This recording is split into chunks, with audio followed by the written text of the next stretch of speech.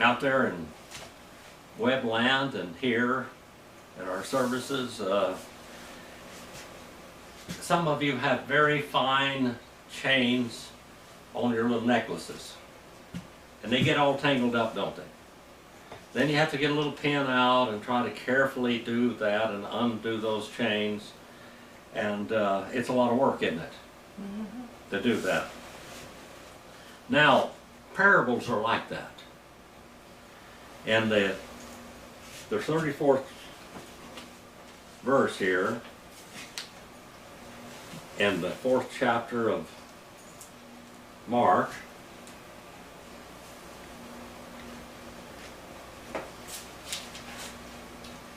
it says, and he did not say anything to them without using a parable. He did, however, explain everything privately to his own disciples.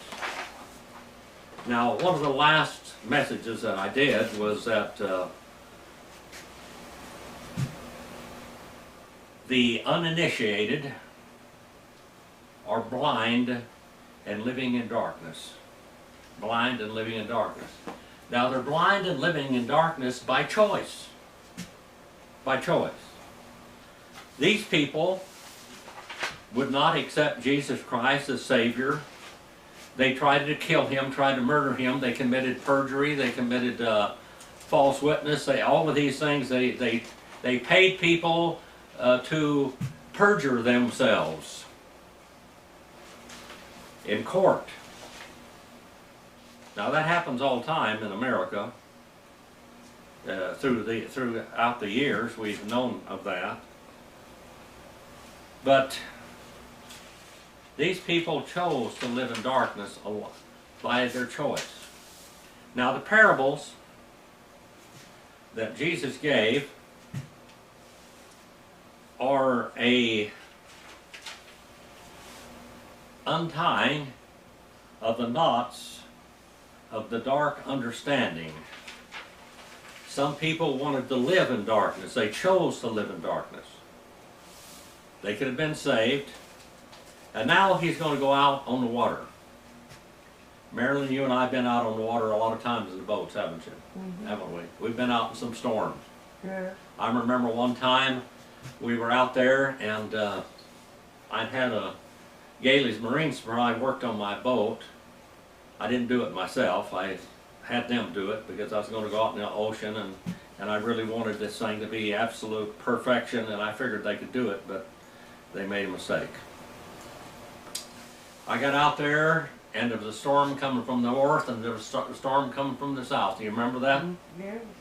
We were out there about 5 miles out in the ocean, and the main engine had died, and I started up again, and it had sucked seawater into the top of the pistons. Well, the engine wasn't going to turn over.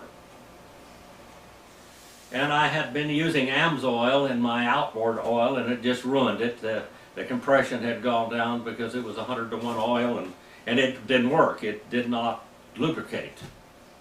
And I was fighting with them, but I had this outboard engine, this little Mercury outboard engine, 9.5 horsepower, and I finally got it started. And that's the only way we had to get in that day. And I'm praying. Dakota's down there asleep in the cabin. Marilyn's over there. I'm sure she's praying also. And I'm pulling on this rope, and finally it hit on one cylinder, and then it hit on 2 cylinders, 1 cylinder, and then another cylinder, and it would go like this, putting, putting, putting, putting. Even the Coast Guard called me on the phone, or on the radio, that is, and asked me if I was having trouble. And I said, yes, I'm having trouble. They said, well, put your life jackets on, we'll come and get you. And I said, I'm coming in.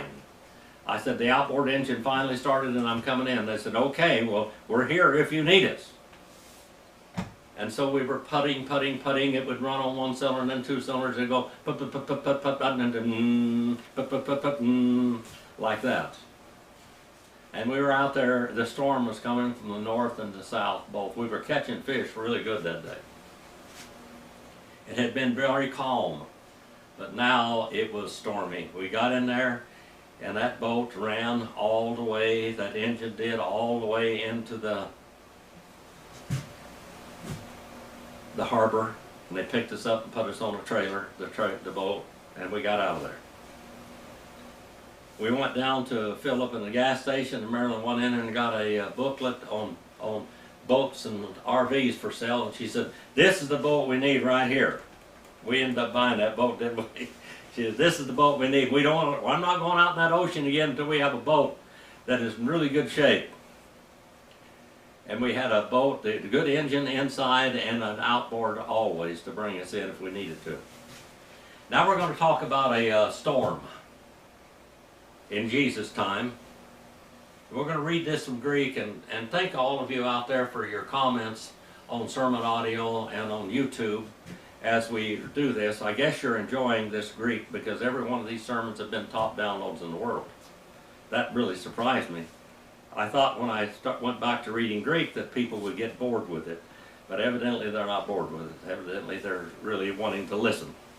So we're going to read this in Greek, and girls and boys out there with me, if you've got a Greek interlinear, if you have this interlinear that I wrote, it's even better. Kai lege autois, en ekene te hamera opsios genomenes, diel thomen eis to peron. Now we start out with this little word kai here, and kai, you can look that word up on page 208 in your analytical lexicon, which I just wrote down also. And a conjunction. Actually, verses are part of the verse before. I want to tell you this, a lot of people doesn't realize this, but the verses in the Bible are not inspired. It is a real good tool so you can find where you want to start and end, and it's real easy to find a verse and chapter in the Bible with chapters and verses, but they're not inspired. Now, this verse here is actually part of the verse before that, which was we talked about, that he did not speak with them except in parables, because some were in the dark and some were in the light. The parables were given to hide the truth from the uninitiated and to explain and expound on and define the truth to those that were initiated. So now he begins here, and he says, and he kept on saying, he said to them. Now the word there, lege, is third person singular, present, indicative, active. It comes from lego. Lego, leges, lege, legomen, legeti, legusi, legain is how you conjugate that verb there. And he says to them, dative, plural, masculine, third person pronoun. He says to them, in, we got a word English word in from this word. It's on page 137 in Analytical Greek Lexicon also. And then he says that, in that, ekaine, that's a demonstrative pronoun there, and that's locative singular feminine. And this the day, evening. And this day, hemera, locative singular feminine, evening. Evening. Having become. That word having become there is the genitive singular feminine, first, second aorist participle, middle voice, having become for itself. The day just rolls on. God sets the sun in the sky, and the earth revolves, and we have morning, midday, evening, and night, niktos. And it says here that the evening had become. Having become. He said, let us proceed. D and erchomai here. Let us proceed or go on. First person plural, second aorist subjunctive active. Or may we go on. May we proceed. Ace. Page 119, Analytical Lexicon there. And ace, you know, the idea of it is that action of ace is extension or limitation of thought or verbal action. To the other side. Ace to paran. To the beyond side. The beyond side. I remember when Ken Blinn went to, I think it was Louisville, Kentucky, where he went to the seminary there, and he had been in my classes for 6 or 8 years, and he could quote the rules of grammar just like I am, and what page they are and everything in there. And he was studying his beginning Greek. That's all they taught, basically. They didn't teach anything else. But he went in there and he went through the course, and he got up there and they said, they were explaining the prepositions on the blackboard, and he said ace, and he said extension or limitation of thought of verb likes, and the teacher looked at him and said, what? What? And he said, that's what the grammatical rule is. He said, oh, we're not going that deep. We're not going to go that deep. Unto the other side, unto the beyond side, the paran, unto the other side over there. He said, I'm going to go to the other side. He's going to do something over there, fantastic, but he's going that way. There's a guy over there that needed him. A guy that needed him over there very much. So he's getting his disciples, some of them, not all of them. There were a lot of disciples. There were tens of thousands of disciples. There were 12 apostles, but there are tens of thousands of disciples, mathetes, habitual learners. Verse number 36 now. Kai, again, page 208, that's a conjunction. In other words, this sentence we just read before is tied together with this one. And having sent away. Now that's a participle thing. And it's nominative plural masculine, second aorist participle active. And having sent away the crowd, ton oklos, or ton oklon here, it's accusative singular masculine. Both of them the definite article, and the crowd also the oklon. Oklon is how many people? Oklahoma? Oklon is how many people? 5,000. 5 to 10,000 people. That's a big bunch. And then we have the word paralabanusen, auton, hos, ein, ento, ployo, kai, ala, ploya, ein, met, auto. And having sent away, nominative plural masculine, second aorist participle active, he sent them away, the crowd, 5,000 to 10,000 people. We know that from the Greek. You don't get it from the translation, but we know it from the Greek. Paralambanusen, and they take third person plural, present, indicative, active, him. That's accusative singular masculine third person pronoun. Him as, page 444, that little word there is, as he kept on being, that's third person singular perfect indicative active from Amy, in to ployo, in the boat.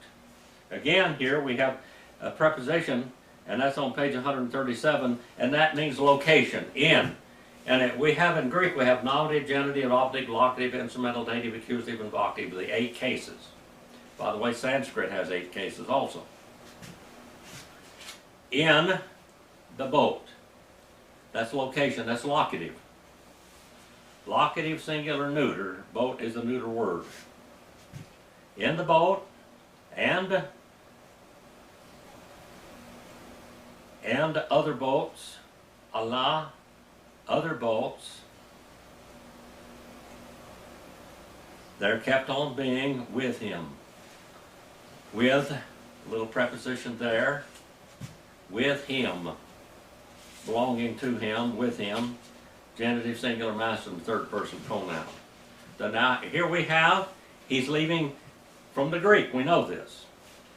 He is leaving a crowd of 5 to 10,000 people. He is getting in a boat, and they have other boats following along also. There's not just one boat, but there's many boats, and these boats, here, these ployons here, these little boats, they're not very big. They're like large canoes. They have sails on them and things, but they're not a ship. They are a boat, maybe 20 feet long or so, 25 feet, maybe 30 feet at the most. They're kept on being boats with him.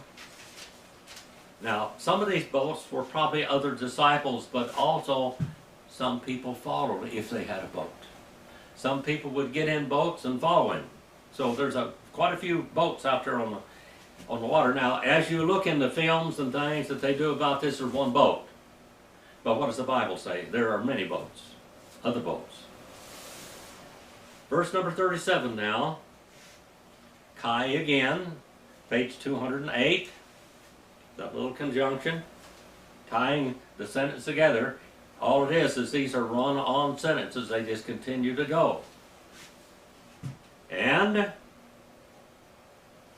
it became, that word there, that is a third person singular present indicative middle. It became a lalax. Kai genete lalax megale anumu kai to kumata epe balein ace to ployon hoste ede gemezeste to ployon. And it became, it happened. This word locks there, locks, that means a hurricane. There became a mighty sea, a mighty, mighty wind. Lalax, great. Now, I want you to understand the background of this story here. Now, there was an animal, a beast, a supernatural beast, that was over the desert. And this supernatural beast that they thought of, this is their, what we might call legends. The supernatural beast over the desert, that Ramu. And there was a supernatural beast over the deep, the water. And that's called a Leviathan. A Leviathan. Now this Leviathan, because this, if we don't get this down, we're going to miss half the story, okay? This Leviathan in the Sea of Galilee, the Sea of Galilee is pretty deep. It's, I think, 600 feet deep. That's pretty deep, 600 feet. And it goes down there, and there are saltwater springs coming in the bottom of it.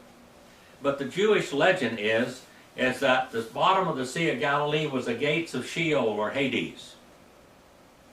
And that this Leviathan every now and then would get mad and stir up the waters and cause a storm. A Leviathan probably caused the storm there, supposedly, when Jonah was out somewhere in the Mediterranean Sea, between Canaan land and Spain, Tarshish.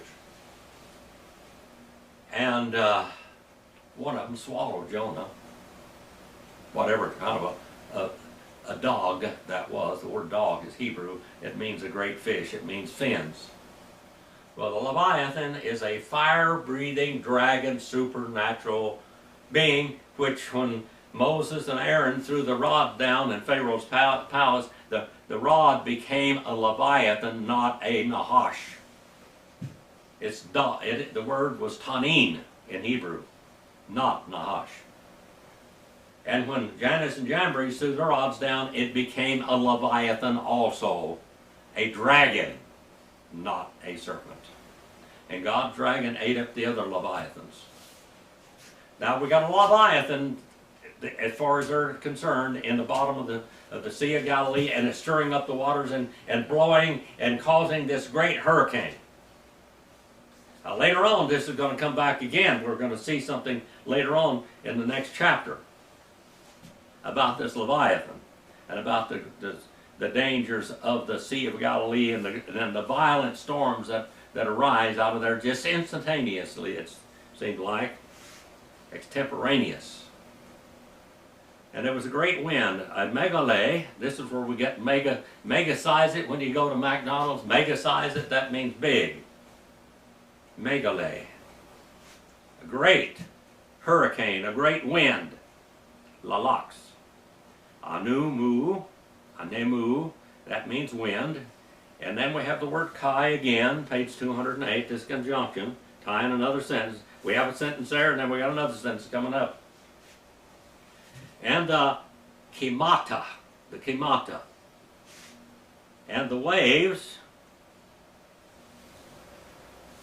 there is not a plural neuter, and the waves, it kept on beating. Each wave violently kept on dashing and beating. Ace to pluon. Now here's the word extension, limitation of thought, of verbal action, this word ace there. We have to take the idea of that verb, or that little preposition. The preposition completely surrounds the boat. The preposition, the word in, means inside the boat. The word pros there means to the boat. The word epi means upon the boat. The word hypo means under the boat. These are all prepositions in Greek. But here we're going to surround the boat. It's surrounded. Extension, attention, or limitation of thought or verbal action, and this one here surrounds the boat. The waves completely surrounded the boat. So as, or so that little conjunction there, a day, adverb of time, now, to be full, remember I told you the boat was surrounded. Now the boat is full of water. Up, to fill up, present, infinitive passage, to be filled up the boat. The boat was full. It was surrounded by waves. The waves were going over the sails, the waves were going all over the boat. They were completely around it. I want you to see that, what we call a grammatical picture. Verse number 38 now. Kai, another sentence, page 208. And he, the word autos there, that's nominative, singular, masculine, third person pronoun. Autos, omicron, sigma on the end of that. Os, one. That's 8 of them. That right down through there. And he kept on being in the stern, the last part of the boat, the hinder part of the boat. And that's locative, singular, feminine. And then we have the word epi, page 153 and 4. That preposition there. And remember what I told you about epon? Epi means upon. Upon to pros ki fa leon. Upon the cushions. Cushions for the head. That's a pillow. He had his head on a pillow, a cushion for his head. He'd probably laying on blankets in the bottom of it, and I imagine he's pretty well bathed by now. And then it had the word here, kathidon, and that means nominative, singular, masculine, present participle active, and he is sleeping. Sleeping. Now, Jesus needed to sleep. His body is not supernatural. It needs sleep, it needs food, it needs water. Jesus needed all the things that you do.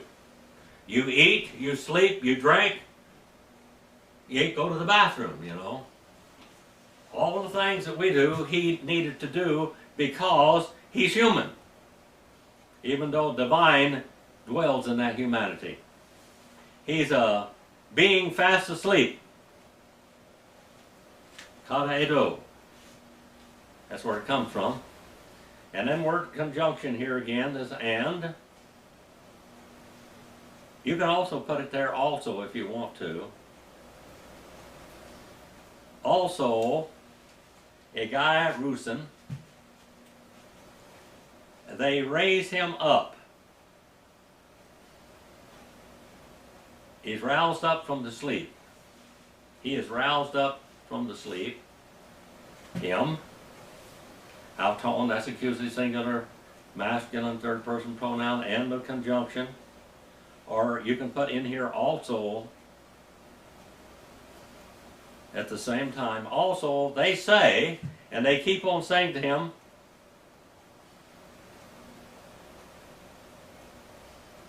dative, singular, masculine, third person pronoun.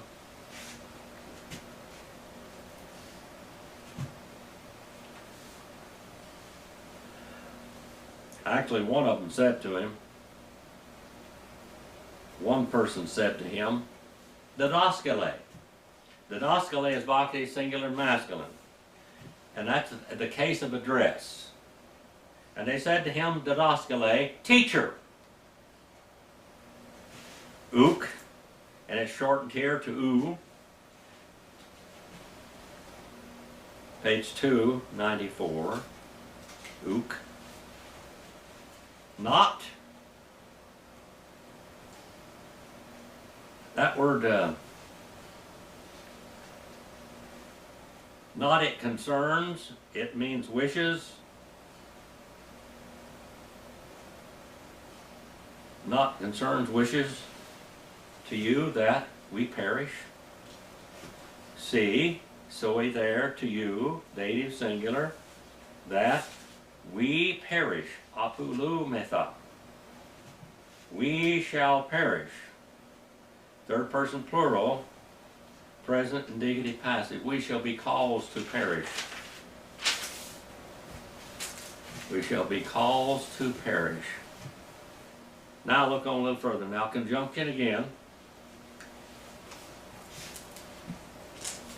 And page 208. Kai, the air gerste, and having been violently raised up. That comes from Dio and Egero. Egero. Dia and Egero. And they violently raised him up. Nominative, singular, masculine, first aorist, participle, passive. Epitemason. And he rebuked, he reprimanded them, third person singular, first aorist, indicative, passive.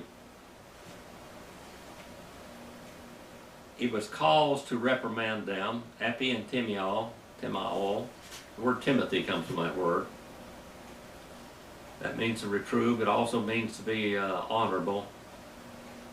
And he reproved to the wind. To anemu.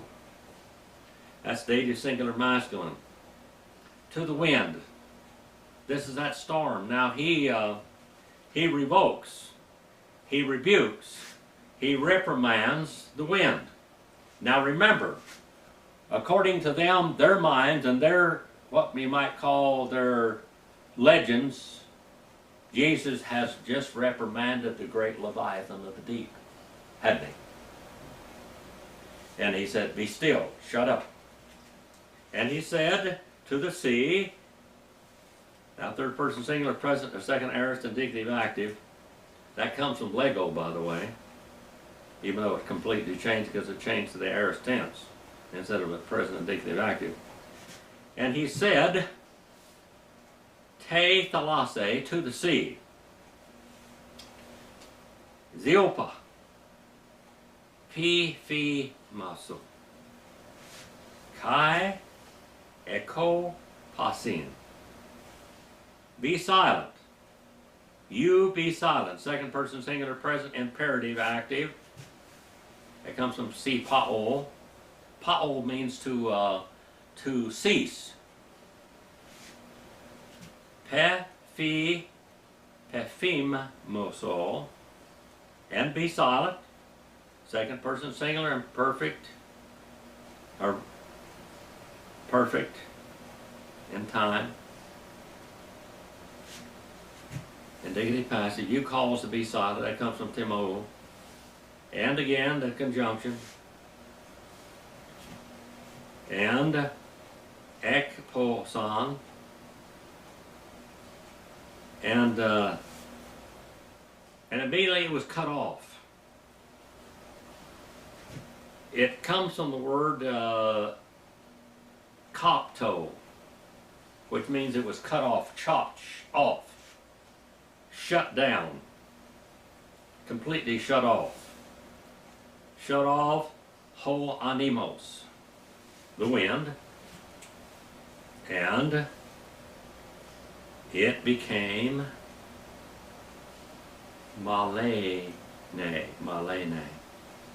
Galene.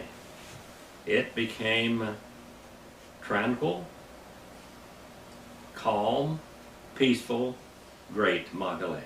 There's the word great again. Namde singular feminine, that word great. It was greatly storming before and greatly blowing, and now it's greatly still. We've been out there in the ocean, Maryland, when the ocean was just like glass, wasn't it? Yes. At times, nothing moving. And that's what, it went from a hurricane to still. Tranquility. Great. You know, we don't even have weathermen that can tell you what it's going to do. They can guess at it, and they're getting paid for guessing.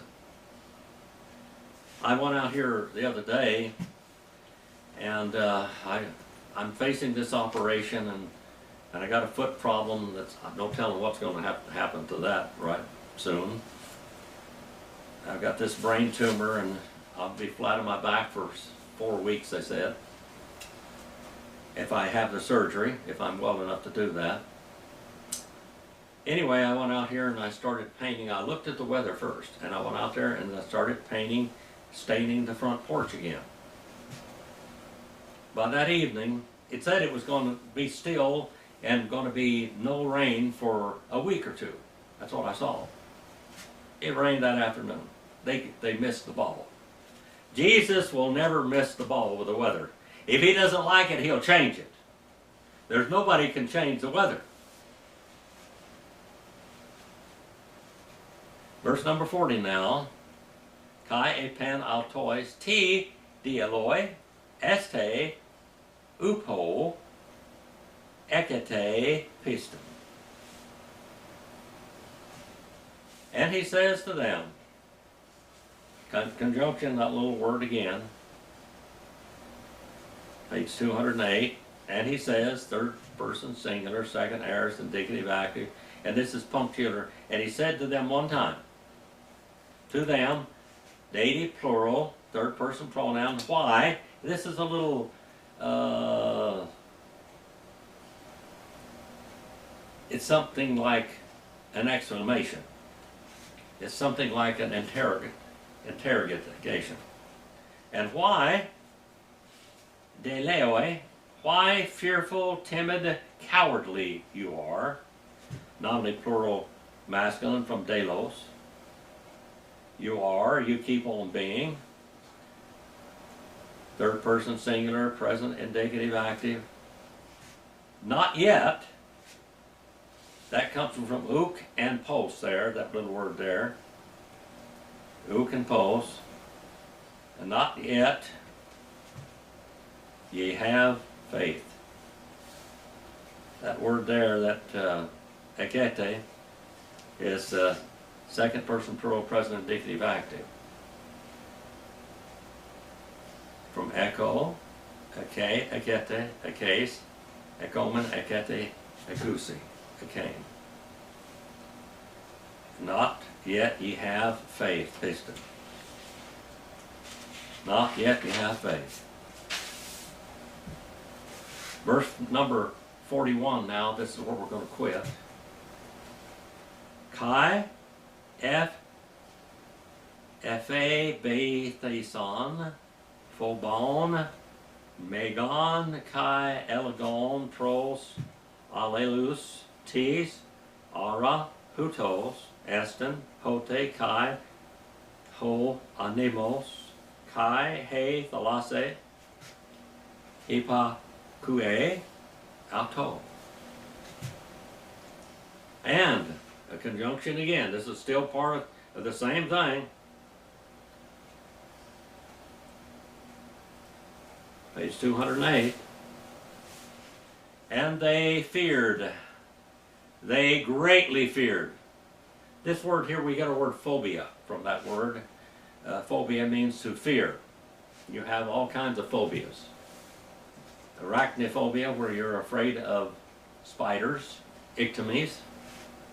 And there's a height phobia, and there's crowd phobia, all kinds of phobias. And it said they feared, third person plural, first aorist, indicative, passive. They were caused to fear. Phobon. Epi.